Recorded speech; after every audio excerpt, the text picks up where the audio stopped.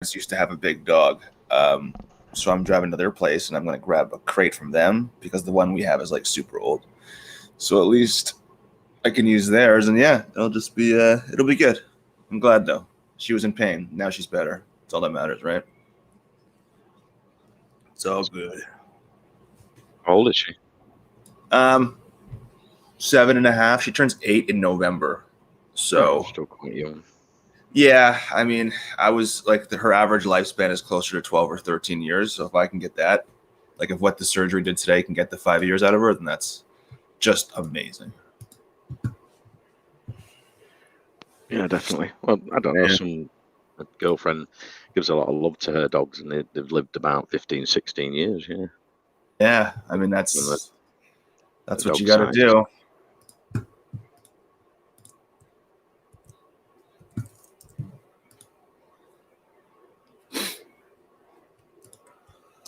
Right.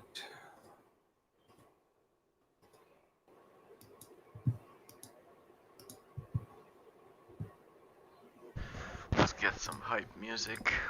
Wake up. Get ready for the AMA here. Yeah, what's on the docket?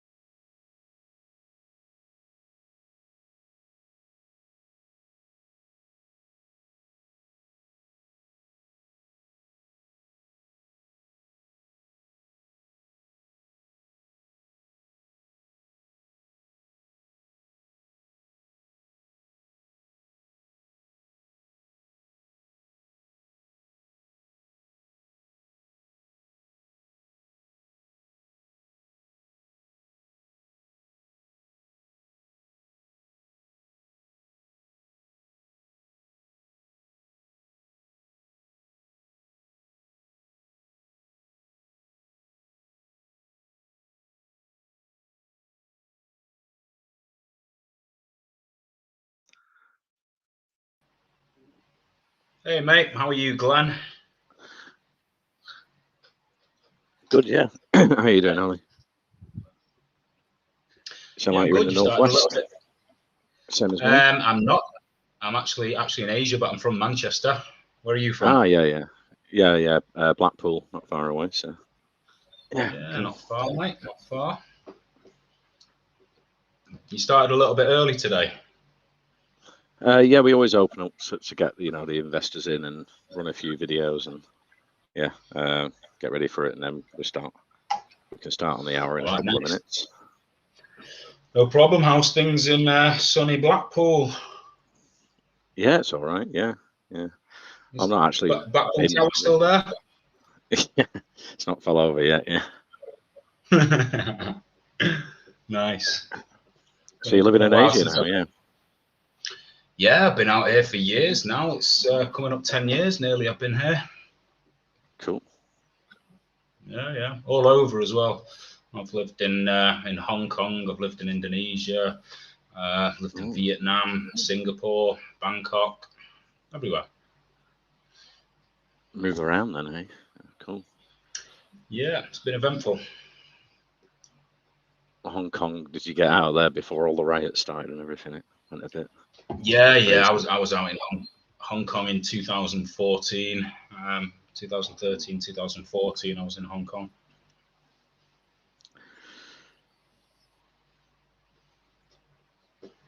We'll get started in a couple of minutes. I'll let everyone get in the VC. I'll start the record, introduce you, Ollie, and then we can go into the Stash project. Yeah, let's do it. Do you want my video on, Glenn? It's up to you. Yeah, we can do it audio, or you can share your video. Yeah, with investors. Yeah. People seem to like that. I can do that. Where am I? There I am. Yeah, we can see you, Ollie. Oh, that's the co-founder's dog barking there, Lidizzle. You've got your mic unmuted.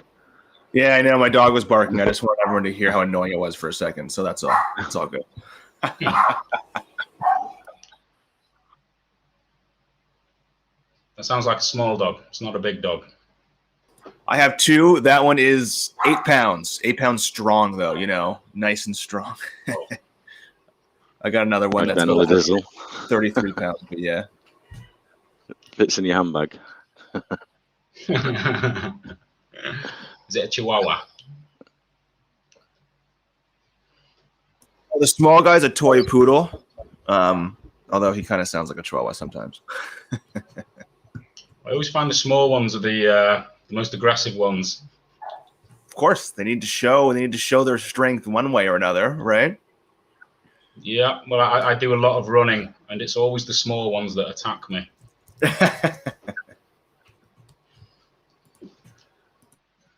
Great. Well, if you're ready, Ollie, I'll start the record and introduce you. We can go into the Stash project. Yes, mate, I am good to go. Peachy. Okay, good afternoon to the Wellcoin Talk community. Today we've got an AMA with Stash. Here to speak about the project is Ollie. He's the CEO. It's over on the Avalanche chain. It's a high APY project, but they've also got a lot of utilities planned with a Stash City Metaverse, Stash NFTs, credit card partnership, and cross-chain integration. We can go into that shortly. But yeah, Ollie, if we can start with the core team's background and experience, that'd be great. Yeah, no worries, Glenn. Thank you for the introduction. Happy to discuss a little bit about myself and the team. So obviously, I am Oliver Maritos. I am the CEO and founder of Stash. I've had a lot of varied background and business experience. Started in digital media at a very early age. I had a property company in Spain for many years. Then I moved out to Asia. My first experience with blockchain technology was as far back as 2014, 2015, when I was the CSO of a blockchain development startup company out here in Thailand, in Bangkok. We were digitizing gold on the Bitcoin blockchain well before anybody had even heard of blockchain or Bitcoin. So it was a tough ask, but since then, and because of that, I moved out to Indonesia, where I operated and built my own gold mine. And more recently, just back in February, March time, I was asked to join a DeFi company, a reserve currency protocol that was struggling just after the fall of Wonderland and Olympus. And it was such a good company with such a good dev team and utilities and technology that they were building out. I thought it was definitely worth my time and effort to try and save it.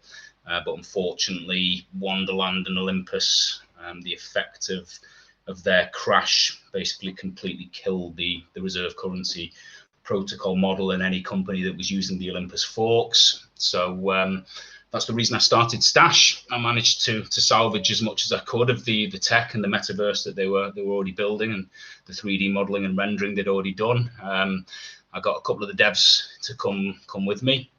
And the main thing I did with Stash, and I wanted to do, was get a proper crypto-specific marketing company on board, because I wanted to find that balance between development and marketing. And so we've partnered up with Connect Crypto Marketing in the UK, who are very experienced lads.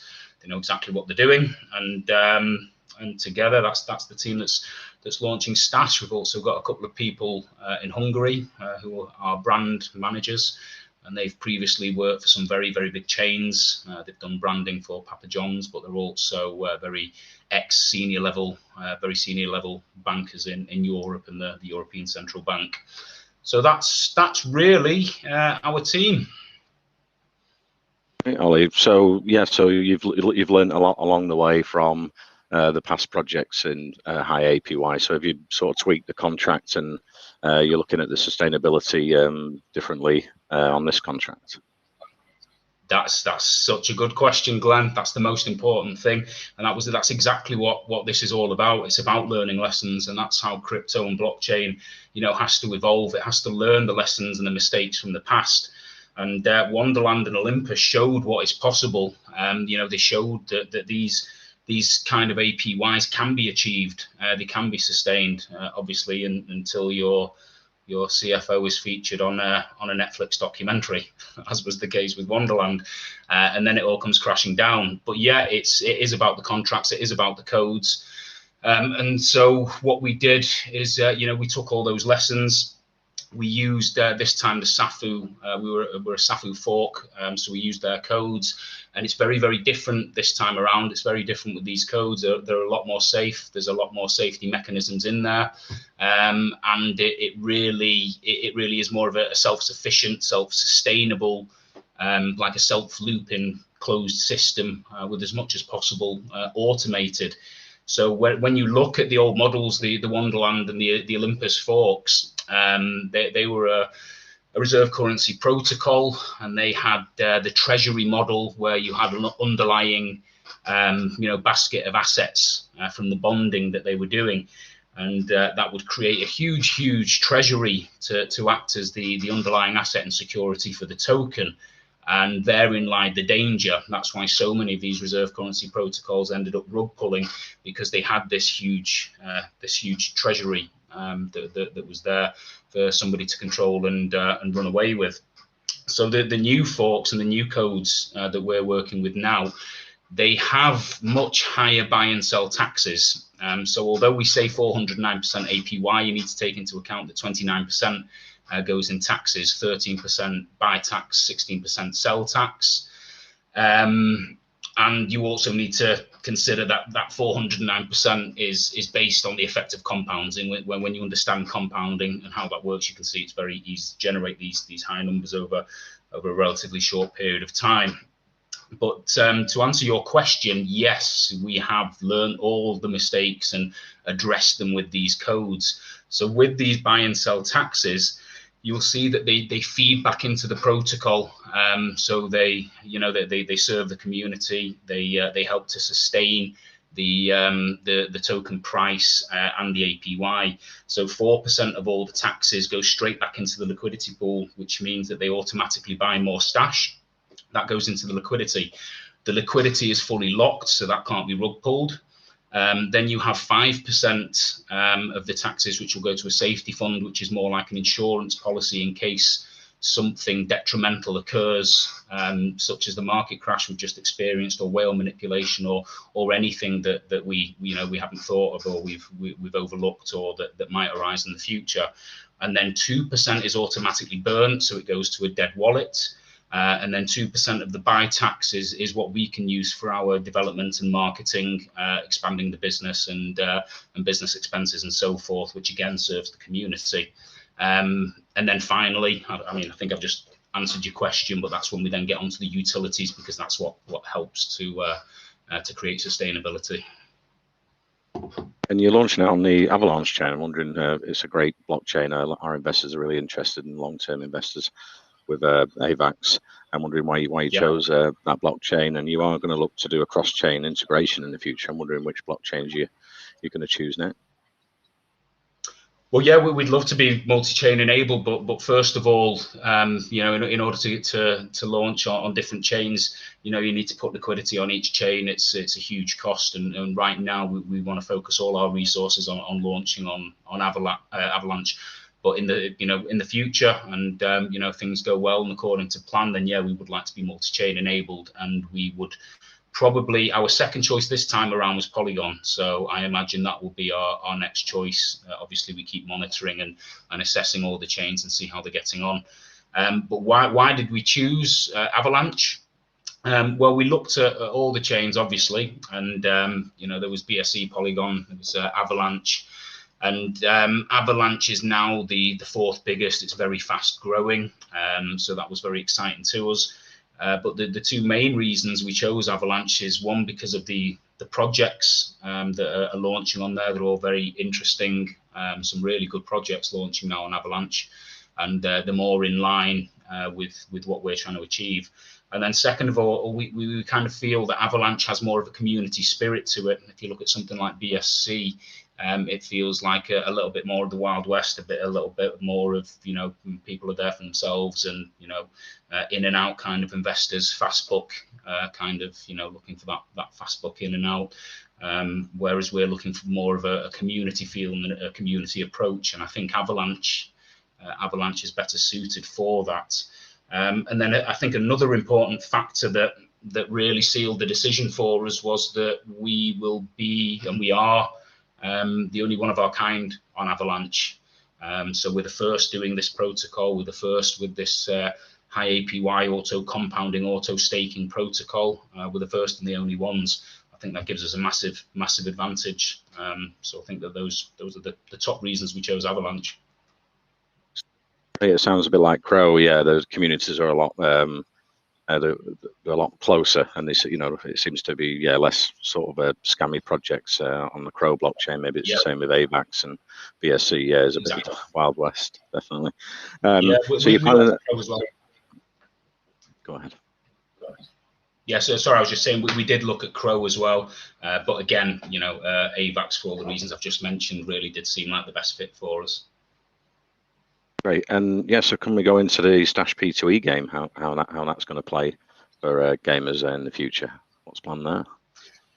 Yeah, well, the P2E game is just part of the metaverse. So the overall picture here is the metaverse that we're trying to build, and the metaverse is called Stash City. So the P2E play to earn games are just a part of that. There's so many protocols launching now on the backs of a game, and that's not us. We're not just a single game, with one game to support our token. The play to earn gaming is just one part of the metaverse, and a way to use your NFTs and a way to make the metaverse more fun. So Stash City, which we're developing, we're looking at it as more of a business-centric model, more of a business center, because, like I discussed, we want to provide utility and usability for Stash token. That way, I think that's the only way to create real sustainability and real longevity to be here long term.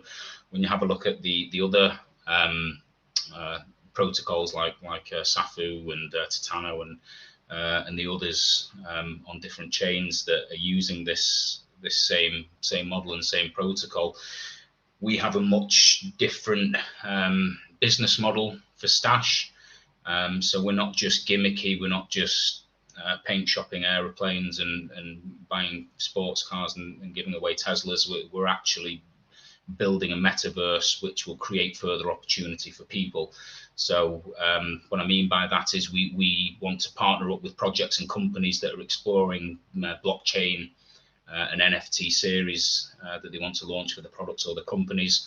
And we want to invite them to take advantage of our expertise and our dev team and our full stack devs, our gaming studio, and we can save them a lot of time, a lot of money. We can help them to launch their token. We've got NFT artists. We can create their NFT series for them, and we can give them access to our community direct in the metaverse.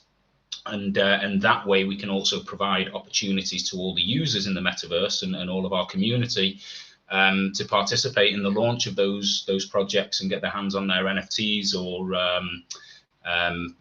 invest in their pre-sale and their whitelist. So it provides usability so people can spend Stash token, expand their portfolio, invest into different new projects. And then, sorry, I know you were asking about the game. So that's where the games come in. We have to be aware of our demographic.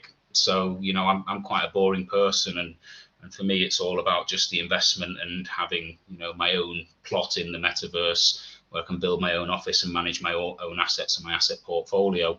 But I do understand that most people aren't like me. Everyone's into gaming and everything else. So that's why we've created our spirit characters. And those will be in the form of customizable NFTs that you can use to navigate the metaverse. And you can also use them in the battle arena. So that will be our first P2E game, which is where you can go and group up with your mates and have a big rumble and have a big battle and fight each other and your spirit characters in the battle arena. So that will be our play to earn game. The first one we'll be launching to make the metaverse a bit more fun, a bit more entertainment, a bit more of a social aspect. But we also think that there'll be plenty more games, P2E games in the metaverse as well, because like I said, we have a gaming studio, so we're able to build and launch P2E games for all of our our commerce partners and all of our project partnerships that want to launch from Stash City. Right, and the Stash City metaverse. Is it going to be the Stash token? You'll be able to use that and produce the supply as well in the future. Right, and Stash. Oh, yes, sorry, go on. And the Stash NFTs, how much are they going to be cost to mint? And then the utility around them, you'll be able to use them in the metaverse, where you'll be able to maybe stake in the future. Yeah, and so far, we're just at design stage with them. You'll see all of the characters on our website, but we've not started minting them yet. That'll be next. Right now, we've just we've focused on launch because we've done all this nail to tongue in the last 6-7 weeks. We've managed to get this launch put together. So the next step, as soon as we're live, which will be on Tuesday morning. We will obviously then start looking at the next steps, which the first steps will be to mint the spirit characters, and then we'll be pricing them up and putting them on the relevant marketplaces. Great. And will it be like free to play in the metaverse, or will you need to have an NFT to join in the metaverse? How will it work for investors? Well, we're looking at the NFTs as more of an access token. So you will need the NFTs to navigate the metaverse. So obviously they're going to be priced with that in mind, so that everyone can afford them. But we look at them more of an access token. So you'll be able to access exclusive areas in the metaverse and all the the different areas and the different entertainment clubs. We're looking at partnering with a few celebrities and one or two that we might be bringing over from some previous projects that we're connected with in the UK, and having them do like 24-hour party nightclubs and new music launches and releases. And these NFTs will actually serve as more of an access token. And you're planning a credit card partnership with Asia Digital Bank. Is that going to be just for Asia, or will it come over to Europe and the States? Or well, you've just hit on one of the biggest aspects of Stash, which is we are official strategic partners with Asia Digital Bank, which is something that practically all most crypto companies, certainly all DeFi companies, no one's managed to achieve so far, which is bridging that, making that bridge between traditional finance and the world of crypto. And we've actually done it, and we're launching together with Asia Digital Bank. And like you said, we'll be launching a prepaid crypto debit card. But before we do that, it's important to understand the relationship we have with them. So Asia Digital Bank is a China state-owned bank. So it's a too big to fail bank. It's a state-owned bank, and it was set up by the Bricks and Roads initiative in China, which was set up to try and connect their digital financial services with international digital financial services. So that's why the bank was initially set up. So it was perfect timing for us. And I speak directly with the CEO. We've signed the contracts direct. And you cannot just go to Asia Digital Bank and open a digital bank account. You have to go through one of their international agents, and that international agent is us. So in order to to qualify for the crypto credit card, you have to have a bank account with Asia Digital Bank. Their app is called A Bank, and you can open those accounts via Stash. So there's a page on Stash where you'll just give us your email address and a few details. We will then email you the account opening forms. You will return them to us, and then a compliance officer from Asia Digital Bank will contact you, and you'll have your account open within 1 or 2 days.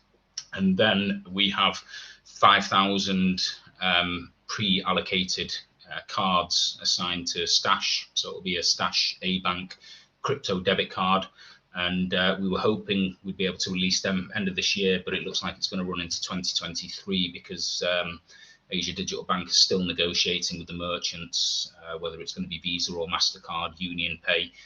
There's still those talks going on, and unlike the crypto cards, this card won't keep changing on you, because I think one of the biggest problems all of these other crypto cards keeps having, and annoying all their customers, is because they can't go direct to MasterCard and Visa, so they keep changing merchants and they keep changing the limits and all the requirements and rules and regulations and everything else, and that's because they have to go through third parties to get to these merchants. We won't, as a bank, so ours won't be shut down, and ours will be linked to an actual functioning bank account. So at the moment, I mean, I've just opened my account with them, and it's a proper bank account, but it's laid out like a crypto wallet. So you have about 10 fiat currencies in there, and so far we have 2 stable coins, USDT and USDC, but that will change in the future. We'll have different currencies, hopefully eventually Stash, maybe when we reduce or get rid of the buy-sell taxes. So yeah, that's very interesting. That's probably one of the most important topics you could have picked up on there. So it sounds a bit like Revolut. That's a digital online bank, and I can send from Binance to Revolut and into my bank account. And it's good because TSB in the UK say I'm not allowed to put money in or out of Binance, but they can't refuse a sort of registered bank for me to send back to the bank, so they don't know where it's come from. That's, yeah. That's pretty much it. Anyway, it's pretty much a very similar thing here. And yes, but sorry, I forgot to answer your other question. Of course, it's MasterCard or Visa. It's these cards are going to be, internationally acceptable, not restricted to Asia. Awesome. And going back to the Treasury, what you're going to use the funds for that's raising the Treasury in the future? Will it be marketing, liquidity, buyback and burns? Well, like I said, it's all pretty much automated, or as automated as it can be. So every single thing from this comes from the buy and sell taxes. So I think I gave you the breakdown earlier. If you look at the buy tax, 13%, 4% goes into the liquidity, so it automatically buys Stash. 5% goes into the safety fund in case anything detrimental happens. 2% is automatically burned, so it goes straight to a dead wallet, and 2% comes to us. And has the smart contract been audited before the launch, or is it having another audit after the launch, like a CertiK audit? Well, I've been through CertIC before, and it can take months. So we didn't really have time for CertIC, but we are going to be engaging CertIC as soon as possible after launch, and obviously depending how successful the launch is, how much we raise, and how much spare capital we have to do that as fast as possible. But we're certainly doing it. So far, what we've done is the solid proof audit. They've just audited our contracts and passed. Same day they had a look at them and saw that they were solid. So solid proof passed them. So we have that tag on our pre-sale. And then also myself, I've been through 2 KYCs, one with Pink Sale directly, which was a very intensive KYC. And I also did a solid proof KYC as well. So that's fully tagged on our pre-sale as well. Awesome. How can investors get involved with the pre-sale? Is there a soft cap, hard cap, or is it a fair launch, and whereabouts is it taking place and when? It's a fair launch. It's already started. It's running for 3 days. So I think we're now into the last 24 hours of that 3 days. So yeah, it is a fair launch. So what we did is we minted the first 300,000 Stash tokens for Pink Sale. We're doing that fair launch with Pink Sale. So the starting price when we go live at 8 AM on the 31st will be however many AVAX we've raised divided by 300,000 Stash tokens. That will be the starting price. And because it's a fair launch, everyone who buys within this 3-day pre-sale window will get the same price. Okay, great. And before we go on to the marketing, we will go into the marketing now. Launch plans around the marketing for Stash. Yeah, well, like I said, we've got Connect Crypto Marketing now, and they're doing all of the marketing for us. So first and foremost, the most important thing is AMAs to get the word out directly, let people start getting to know us and start building trust with different communities. So the AMA tour is the biggest part of the pre-launch and the launch. So I'll be doing these AMAs, for the foreseeable few weeks. But of course, as well as that, we also have some giveaways on Twitter and some competitions running. And we've just taken a billboard in New York in Times Square. We've taken that for 30 days, and that will go live after launch, and that will be there for the first 30 days. And then, our marketing boys have got a lot lined up for us. They're very busy, and they're going to be keeping me very busy as well. So they take a very holistic view to marketing, and they do some good stuff. They've got a lot of experience with crypto. They know what works. They know all of the best hosts and the best channels. They know what to avoid. Which is why I'm talking to your good self. You come very highly recommended. I'm wondering if you could plan in a Stash bank in the future, or staking, where you could maybe get AVAX token or BNB in the future. Yeah, well, we're not going to be doing any bonding or that bonding model, and I don't think we're going to be going into competition with any of our banking partners. But what we will be doing is building a digital bank inside the metaverse. The first one will be obviously for Asia Digital Bank, because they're our strategic partners. And unlike Citibank and all the other banks that are opening branches in Decentraland, they've already bought plots of land there. They'll just be showcasing their services. We're going to be building an actual bank, because it's a digital bank, Asia Digital Bank. You can actually go in the metaverse and your little spirit character, pop into your local bank branch and pay all your bills and do your banking and do everything that you could in a real live bank. So I think that will be a first of its kind as well. Right, and going back to the metaverse, we have like a land sale before it launches. Will people be able to own plots of land in the metaverse? Yeah, we'll certainly be offering plots of land, and also with our partners, whether they are some of our brand ambassadors and celebrities and DJs and music artists. We might be doing marketing deals with them where we give them a plot of land and we build a nightclub for them, or some different venues, and then general sale to the public as well. Yeah, we will be partitioning and selling plots of land. which, you know, originally for me, it was more about building office blocks and selling offices that people can use as their own, you know, investment bank or their own, you know, asset management company where they can hold and store and manage all of their crypto assets in one place. But yeah, it's going to be more of a business center. So that's, you know, we're looking at more business focused property and land, and then on the entertainment side as well. Okay, great. So let's open it to the rest of the team. If anyone's got a question for Ollie here at Stash Project. Go ahead. Yeah, hey Glenn, I've been listening in, and I like what I'm hearing. I know we got a few AVAX supporters in here, so I'm glad you chose the AVAX chain, and it's exciting, as you say, a lot of interesting thing going on around there. So it's certainly marketed to a different crowd than yeah, you know, the rest of high APY tokens and this sort of thing. And I was looking through the website. I saw that you're gonna have a dashboard or an app, something like that, that's coming soon. I'm wondering what will be there. What will people be able to do in the app? Is it sort of just to track portfolios, or what will be shown in there? Yeah, the dashboard and the app will just be to show your current holdings and keep track of your profits and your APYs and where you're up to, and obviously all of the tokenomics and the updates on the Stash token. But then there'll also be the A-Bank dashboard as well, and that will come in the form of a separate app that you download that app. Right. So yeah. So it's for the user's ease of use. Yeah, I like it. And are you looking at adding any form of, say, referral programs to it?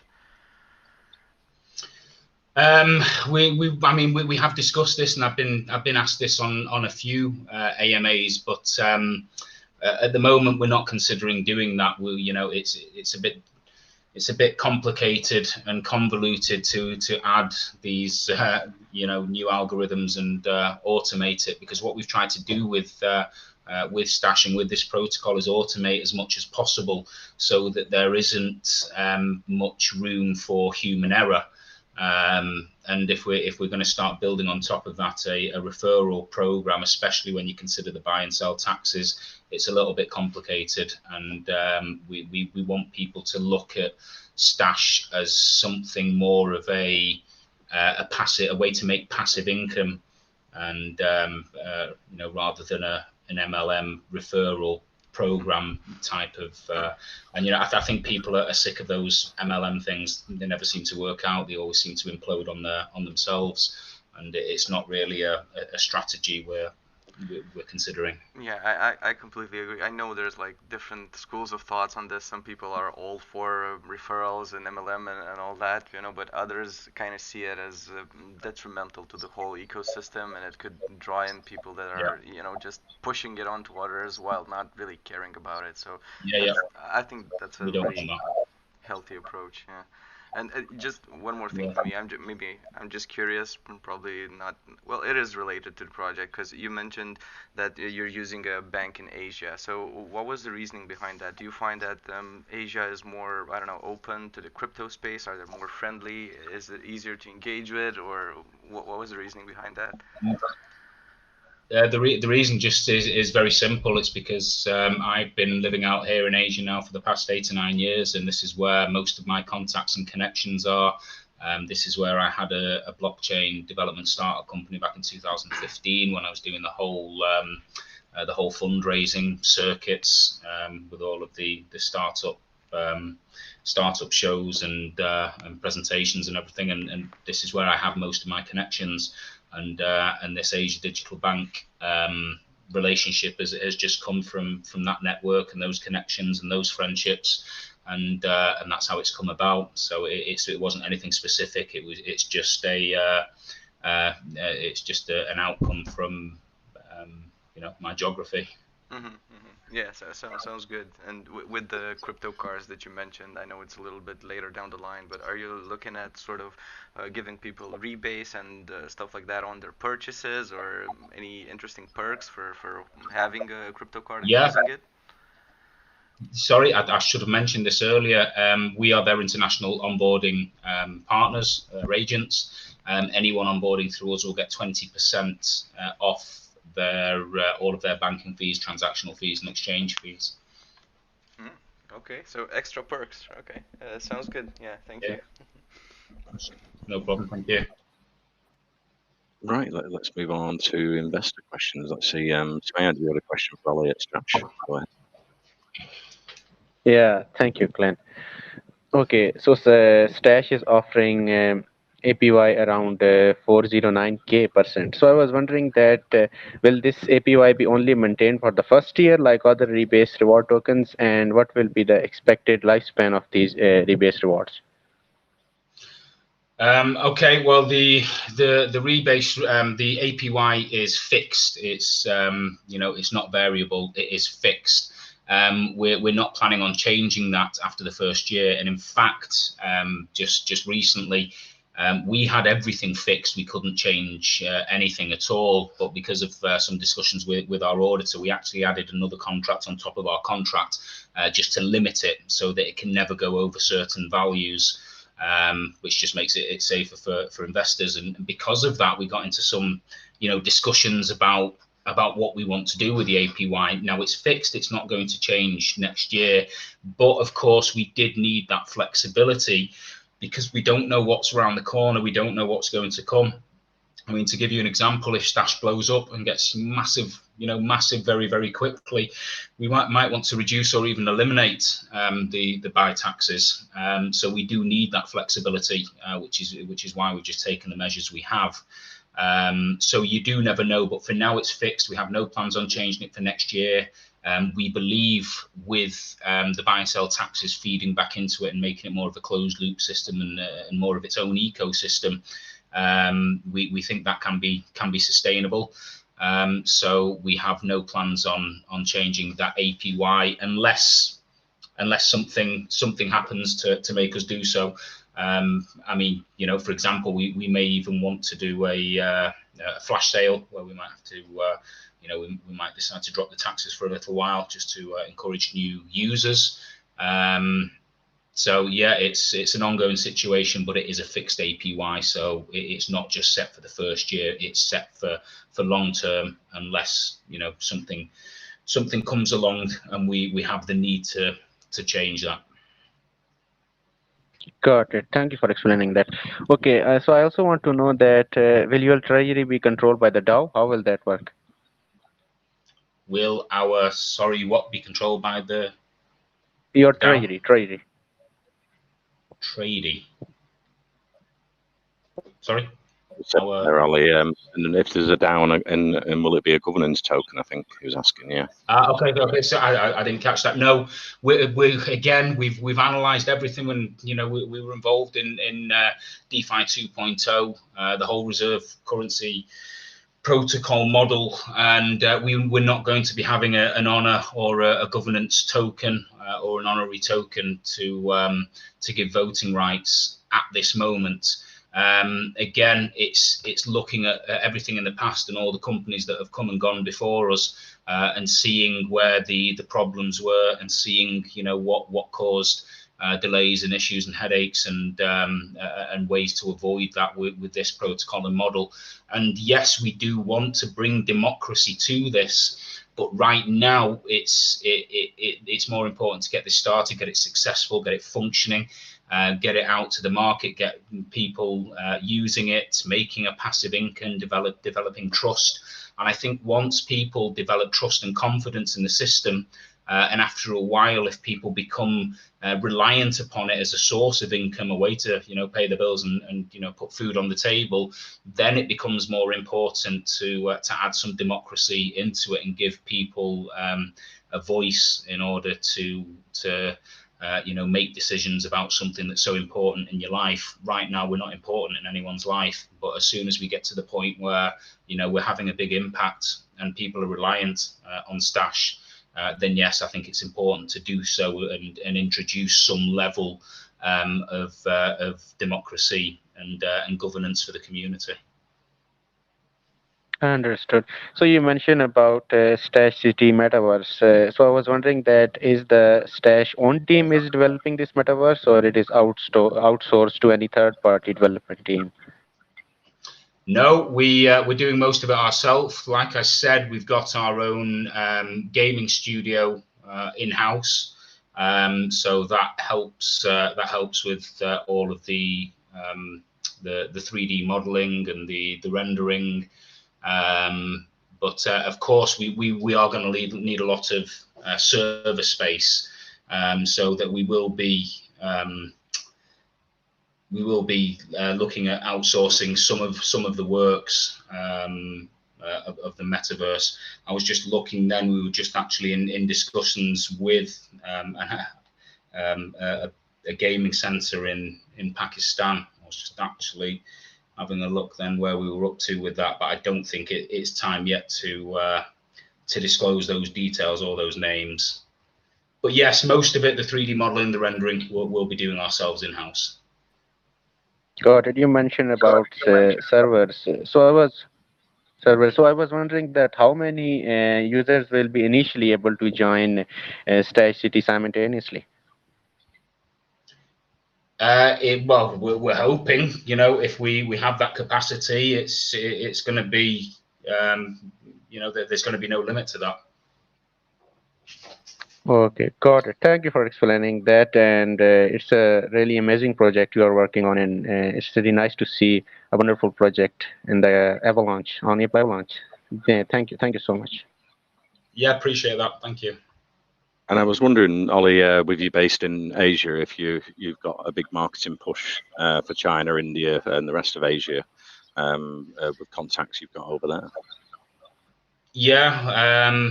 Well, I mean, my contacts aren't enough to drive this project to where it needs to be. We need massive global outreach. But what we're doing is, of course, our marketing will be global. We're setting up specific groups for each country, or as many as we can.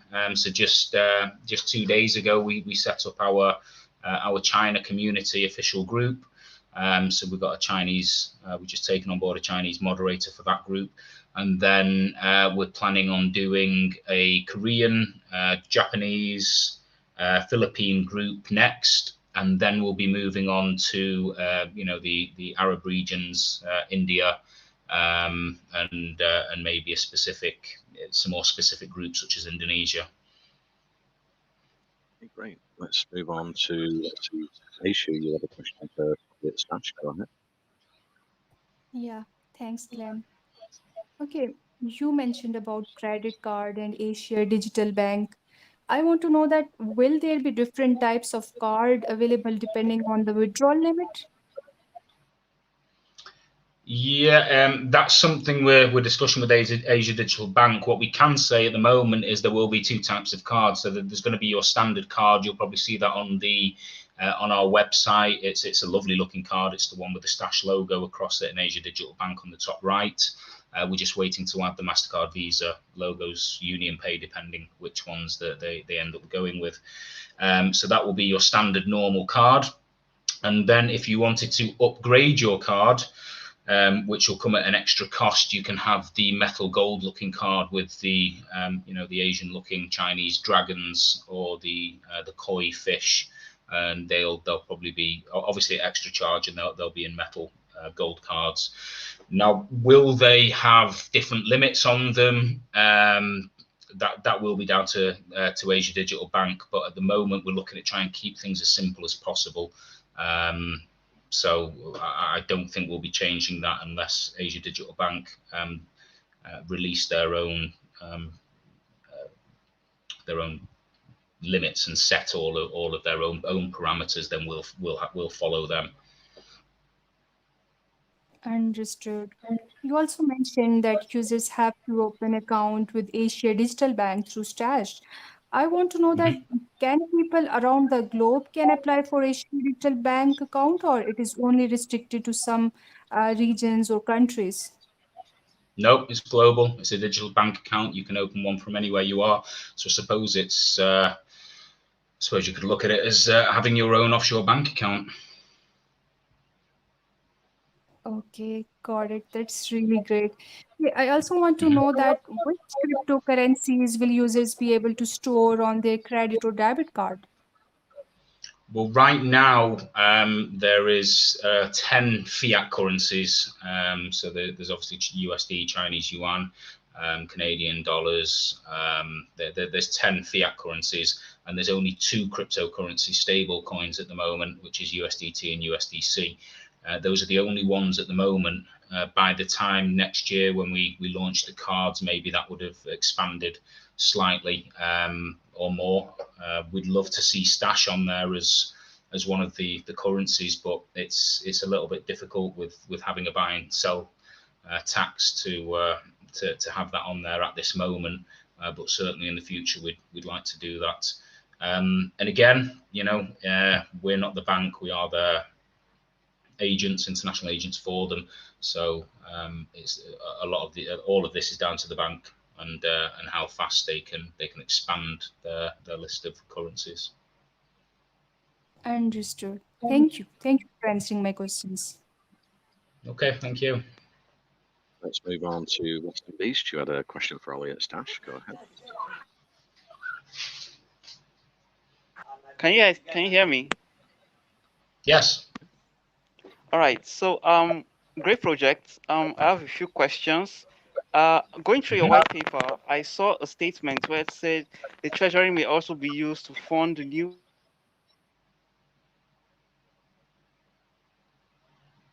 Western Beast, if you could repeat the question. Oh, sorry, I got cut out.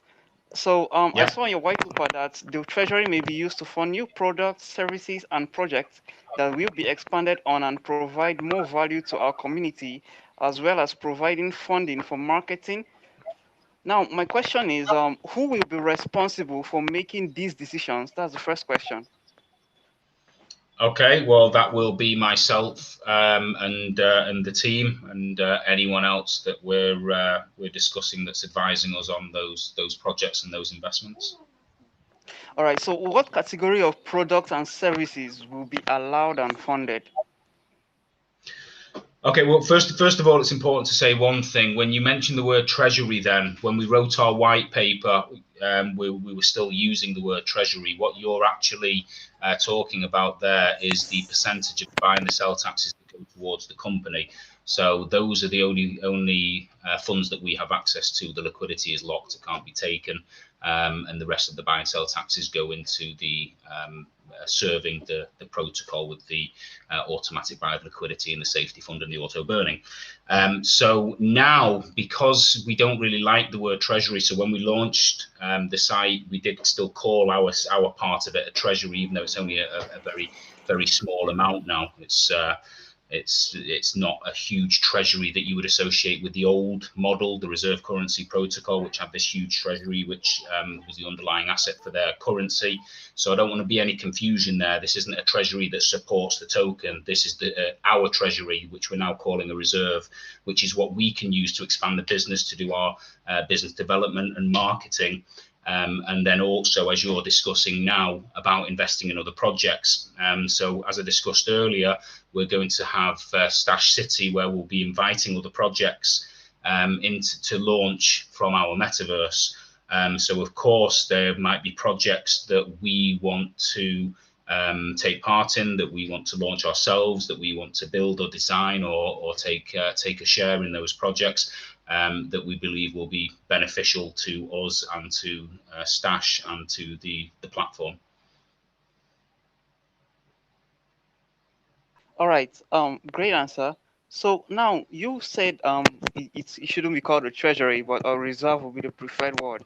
So does this mean you'll be updating your white paper anytime soon, so that those who intend to invest in your project won't be reading outdated information?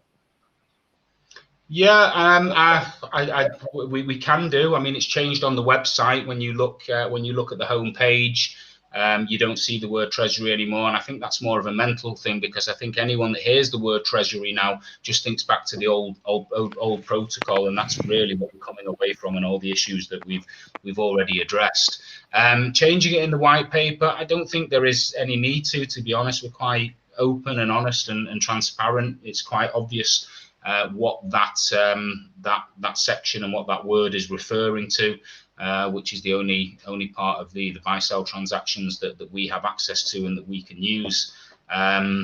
So it's just a word.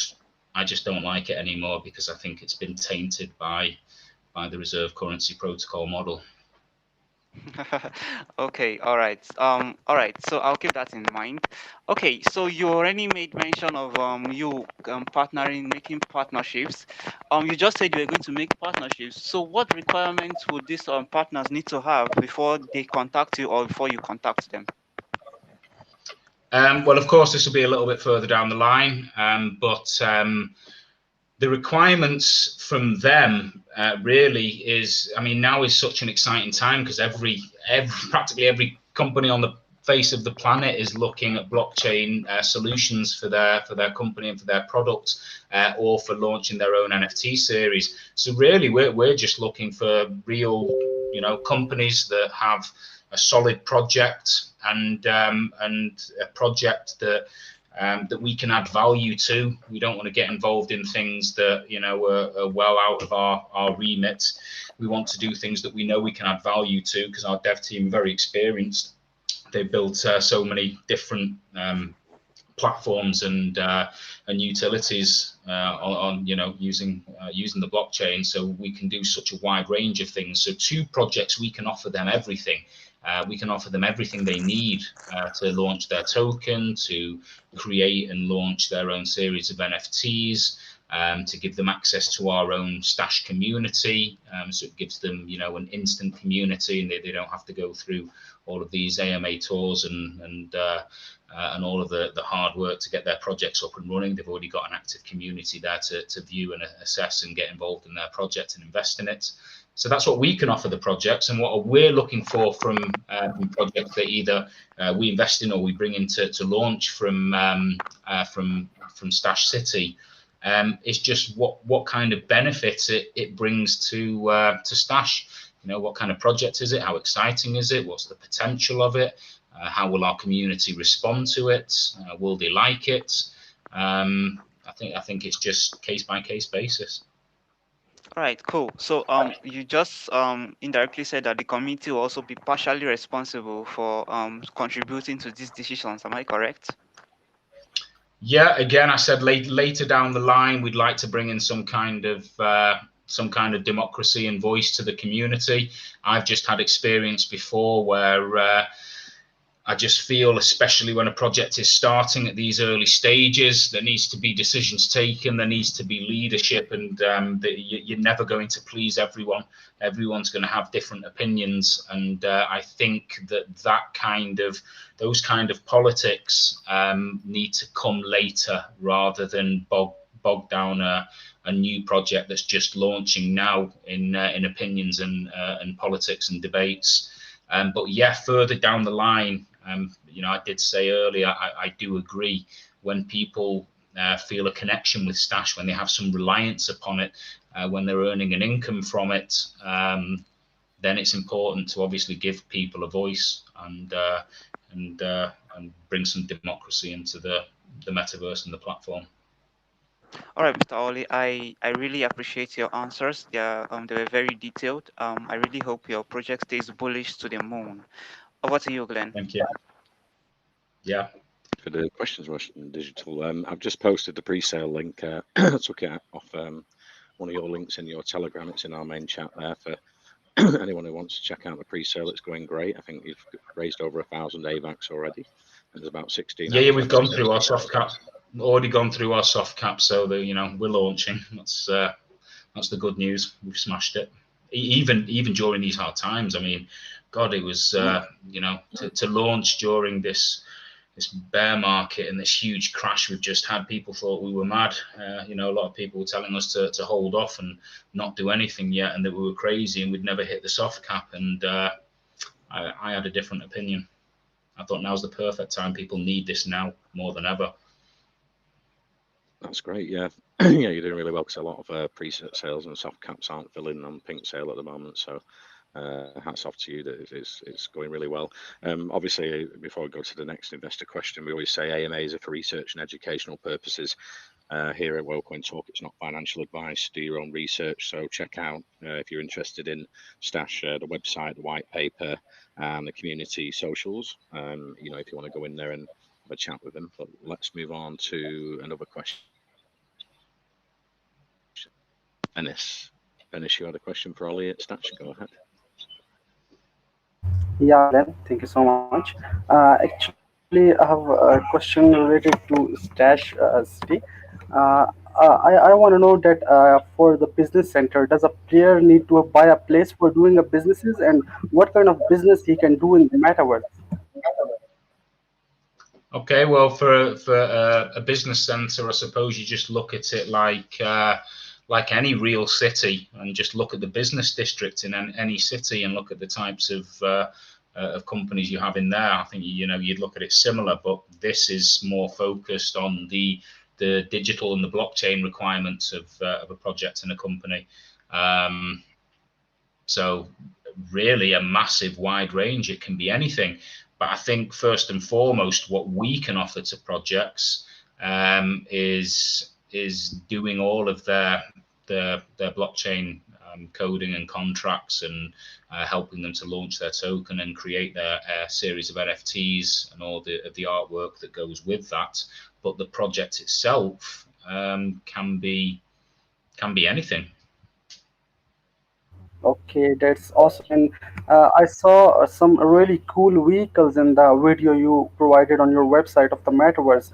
I was wondering, is it possible for the car showroom owner to customize the cars according to the needs of a customer? If someone wanna buy a car that have a red color, and if we don't have any car of that type in the showroom, so can we customize these vehicles according to the user's need?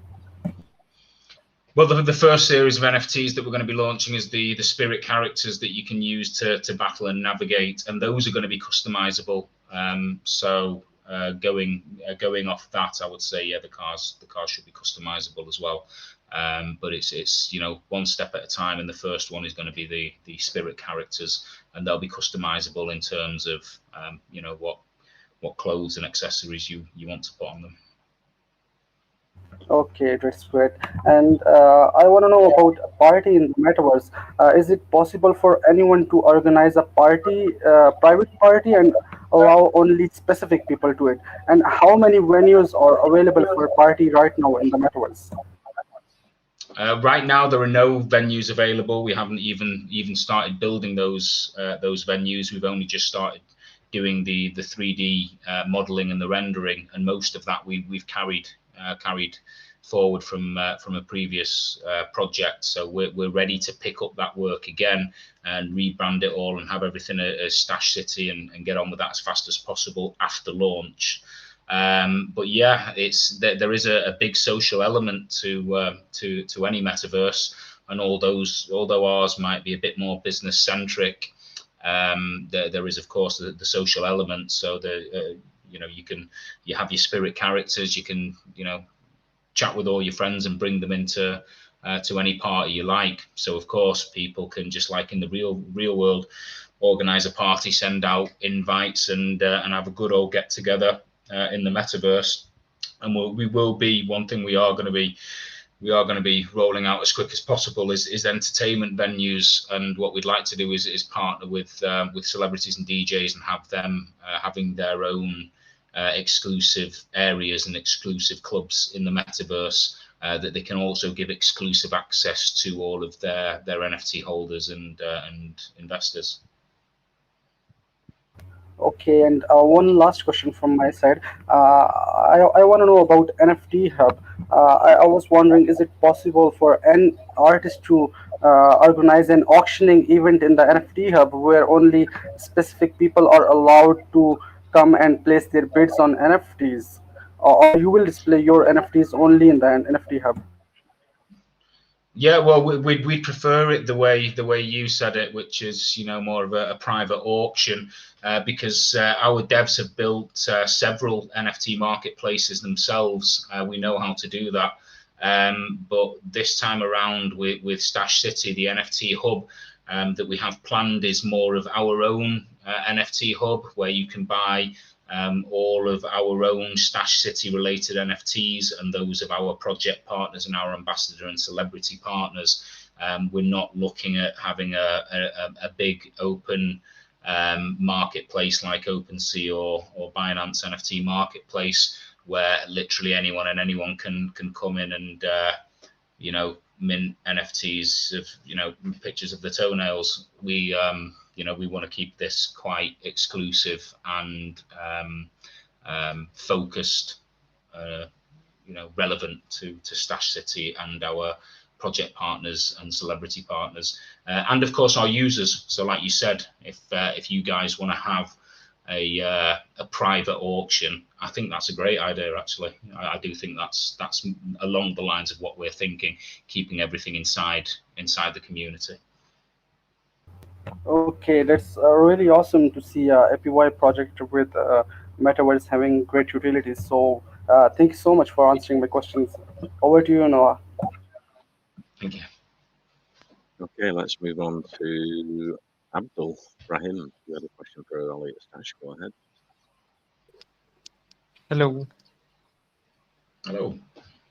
Hi, bro. Yo, mate. How are you? I'm good, mate. I'm peachy. How are you doing? Fine, bro. Can I ask my question? Go ahead. Go ahead, my man. By seeing your website, you are going to launch Stash the game, right? We're going to launch Stash Digging. Yeah. Can you share something about how the earning works in the game? What are the mechanics involved? Oh, so we're going to launch Stash Gain, did you say? Yeah, Stashity.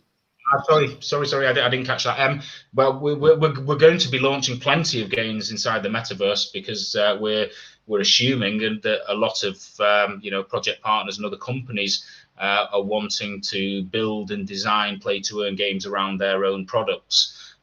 So there'll be lots of play to earn games within the metaverse. Now, our own play to earn game, and I think the one that you're talking about now, and the first one we're developing is going to be a battle arena inside the metaverse where you can use your Stash Spirit characters to battle each other, for money. Okay, man. Thanks. No worries. Okay, thank you for the question. Let's move on to Sir Chief. Sir Chief, you had a question for Ollie at Stash. Go ahead. Yeah, thank you very much. Hope you can hear me clearly. Yeah, good. Yeah, I always love projects with games, especially play to earn. I always love projects with those. So I just want to know, I've been looking for where I can see the demo of your game so that I can know how to play the game, maybe 5 to 6 minutes demo where I can't find them. Do you have something like that? We've not released the demo of the game yet, but if you'd listened earlier, I explained that we're not just a currency that's focused or built for the purpose of using within a play to earn game. The play to earn game that we're building, one of the play to earn games we're building, and the plenty of others that will come in the future are just a part of our metaverse. Initially for us, our battle arena game where you can battle your spirit characters is just a way of bringing a bit more fun and entertainment to the metaverse rather than having it as a boring old business center where you can go in and have a look at different companies and businesses and invest in this and invest in that. We needed it to bring some social aspect to it and some fun and entertainment. So that's why we have the play to earn games. But it's not the main focal point or the main model for Stash. The long-term utility of Stash is going to be the metaverse, for which the play to earn games, and in particular the battle arena, the first play to earn game, will just be a part of that. Okay. Now I understand more about that. But I was trying to ask if you guys will be having mobile applications for the games also. But since it's not the main issue, I don't know. Will you still be implementing that, having a mobile application for it? To be honest, if the game takes on a life of its own and gets a huge cult following, and just gets a huge, massive amount of users, then of course we're going to divert resources towards that and developing that. Any company would, of course. But from the initiation stage that we're in now, we're not looking as that as our main feature. Our main feature is the metaverse, and play to earn games are just a part of that. I do hope that one of these games, even this Spirit Battle game, I do hope that it gets such a big following and user base that we can focus some more time and attention and manpower towards expanding that, because it's going so well. That would be fantastic. Okay. My last question, please. My last question is, can you please just tell us, maybe in 1 or 2 sentences, why is now we need to invest in this your project? Why is it more important now for us to invest in this project? Well, I'm trying to watch my words here, because I don't want to get too political with you, but I think it's important for everyone, because everything that DeFi, that crypto has ever been trying to achieve, I believe it's been lost somewhere along the way. We used to talk about, when I first started in crypto, decentralization meant just that. It meant there was no single point of failure and nobody controlled it. Whereas you look at crypto now, and there's plenty of single points of failure, and everything is fully controlled, and most things end up in a rug pull. And the whole point of crypto and DeFi is to get away from centralized systems of governments, of politics, of healthcare, of finance, of really take back freedom on a human level. And I think that's why it's so important. And especially now, when you look around the world and see what's happening and the direction, the dangerous paths that we're going down, people need a source of income, of passive income, that's not related or tied to traditional systems. And I think the one word to sum that up is freedom. People can't have freedom without financial freedom. That's first and foremost. So that's why it's important. That's why it always has been. It's just got convoluted and a bit more dangerous along the way. And I think now is the time that we need projects like this. Thank you very much. I love the way you confidently answered my question. Thank you very much. Right, let's take one more question. We've got Bosman here. Bosman, you've got a question for Ollie at Stash. Go ahead. Thank you very much, Glenn. And to the team from Stash, nice explanation so far. Yeah, I just want to ask a question, and my question boils down to the fact that you'll be serving as a launchpad, right, to other projects, right? Yep. Am I right? Okay. So now, yes.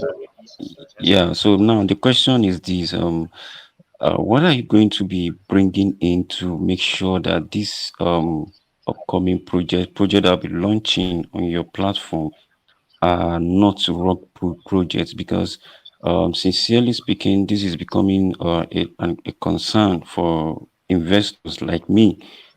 Just some few days ago, we had one or two projects that already rock pulled. So how are you going to help us investors to tackle this, at least using your own launchpad? Yep. Well, I can give you the example of Stash. I think Stash is a very good example of that, because as I was discussing earlier, we've taken we've looked at the past and all the mistakes and all the ways that all these rug pulls have happened and all these companies that have gone down. And we've tried to address all of that and make Stash as rug pull proof as possible. So in a traditional rug pull, somebody will pull the liquidity. So what you have here with this new protocol is the liquidity is locked. Initially, we've locked it for a period of 5 years. We can extend that to 10. We initially set it at 10. We thought we'd best do 5 because we don't know what's going to happen, and that's more in line with market conditions. So the liquidity is locked; it can't be pulled. Then you normally have this big Treasury, which is a huge stash of underlying assets and all bonding that you're giving up your crypto in return for discounted tokens, and that creates a huge treasury, which is supposed to be the underlying asset that's supports and holds up the token, and then obviously that can be rug pulled too. So again, with this model, we have the buy and sell taxes, and there isn't a massive treasury. The only treasury we have, which we call a reserve, is the percentage of the buy and sell taxes that we can use for business expenses, for development, for obviously for paying salaries, for marketing, for investing in other projects. And that's all accounted for, that's already assigned to the company, so we're not going to rug pull our own money. So there is no large treasury to rug pull either. So we've tried to make this as rug pull proof as possible. So in the future, when we start looking at other projects, of course, we're going to look for projects that have similar or better security features than we do. Of course, they've got to be fully doxed, fully KYC'd. We have to know who they are. And more than anything, we actually want to work with credible companies. We want to work with, companies that have got 20, 30, 40, 100, 200-year histories, that are now, all of these companies are wanting to explore blockchain solutions for their businesses. Lots and lots of companies and banks in every sector and every industry are looking towards blockchain technology, and we can provide all of that technology to them. So I don't think you'd have to worry about a rug pull if we're launching projects for the likes of these big companies. That would be fantastic. All right, thank you very much. Glenn, over to you. That's just my question. Thank you for the questions. I think we've had a few questions that we've sort of covered in the first half of the AMA. So if we can finish off today with a recap, Ollie, for anyone that's joined in the second half of the AMA about the Stash project, that'd be great. Just a quick recap. Yeah, I can do that. So for anyone who's joined and missed most or part of this AMA, obviously I've introduced myself and given some information about my background and the team, but all of that you can find on our website. I don't need to go through all of that again. Of course, I'm fully KYC'd, and the company's just finished its solid proof audit. So for people who don't know, we're an auto compounding, auto staking platform. We're a SAFU fork. We're a utilities-based business model. Our new codes are more self-sustaining, self-sufficient. They feed into themselves. Feeds into the protocol in order to maintain and sustain the APY and the price. We have a 13% buy tax, 16% sell tax, which might sound quite high, but that is what makes this all possible and sustainable into the future. We're building our metaverse, which will include play-to-earn games, launching projects and partners, and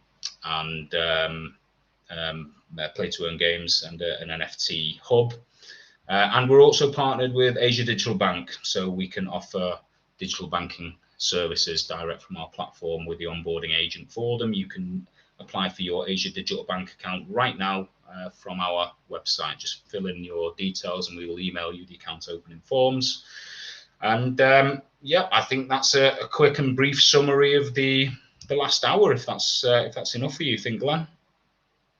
That's great, Ollie. It's been a pleasure speaking today. You're a very good speaker and CEO of the Stash project. The pre-sale's going great, and like I say to investors, as I said earlier on, do your research, check out the website, the white paper, and if you like what you see, join the community and get involved. And I'm looking forward to the launch in the future for Stash project. It's been great speaking today. I think we've got spin the wheel for 2 lucky winners, $50 each. I think Axe is doing that today. Yeah. I'm bringing up the share screen right now. I'm bringing up the wheel for everybody to see, and we'll do 2 spins for 2 lucky winners for $50 each. And while I'm spinning here, you see it? Yeah, it's coming through, right? Okay. I'll shuffle it a bit and spin it. And we do have all the official links in our main chat, guys. The chat is still locked. And you're safer off probably just going to the official website, stash.capital. And you can make your way to all the socials there, the links to the Telegram communities, the Discord. You'll find white paper, get familiar with the question, and I'm sure if you want to go a little bit more in depth, as we try to keep it sort of high level here, get everybody a good understanding of what's going on. But if you join the communities, I'm sure they're more than welcome to answer all of your questions. So make sure to head on there, and yeah, if you like what you're seeing, the fair launch is still live. You still got time to contribute, and the link is right there in our main chat as well. Okay, I got the two IDs from our lucky winners. Congratulations, guys! And we'll post that in our main chat after we're done here. So thank you everybody for coming. It's really been great. Thank you, Ollie. It's really interesting project, and thank you to the Stash team for being here with us today. You know, putting something really cool in front of our audience. So thank you very much for coming. Yeah. Yeah, thank you guys. Appreciate your time. Thanks for hosting this, and yeah, please to everyone go and join all our channels and check out our pre-sale link. Appreciate you. Thank you very much, Ollie, and yeah. Thanks, guys. All the best.